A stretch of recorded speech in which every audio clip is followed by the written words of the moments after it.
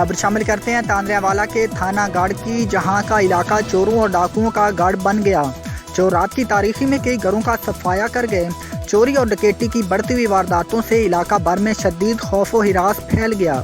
आए रोज चोरों के हाथों लुटने वाले गैर महफूज मकीन पुलिस थाना गढ़ के खिलाफ सरापे एहतजाज हैं। अरबाब इख्तियार से अमन व अमान की सूरत हाल यकीनी बनाने का मुतालबा। इस पर रिपोर्ट करेंगे अली हसन साबरी।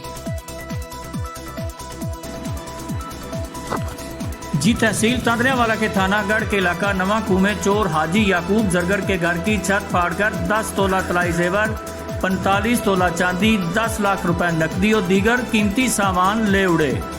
इसी गांव के रिहायशी गुलाम वल्द अल्लाह दिता कुर्बाना के घर की दीवार को नक्ब लगाकर बेटी के लिए जमा किया गया जहेज का सारा सामान, 2 तोला तलाई जेवर, 10 तोला चांदी और दीगर सामान ले उड़े।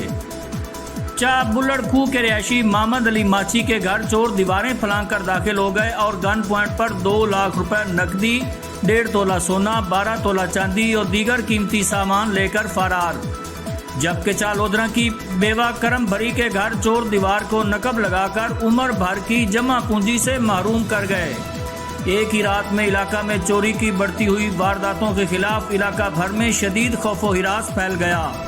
मीडिया नुमाइंदगान से बात करते हुए मकामी अफराद ने पुलिस थानागढ़ की कारकर्दगी को नाकस करार देते हुए अरबाब इख्तियार से चोरों और डाकुओं को लगाम डालने के साथ अमन व अमान की सूरत हाल को यकीनी बनाने का मुतालबा किया है। जी कोई इज्जत का भी कोई नहीं सवाल बनया खावे, कोई इज्जत होवे बंदे की महफूज होवे, उल्टा कान उत्ते रख के तो जनाब कल आंधे पेड़ पे काट दो हर बना मगरू।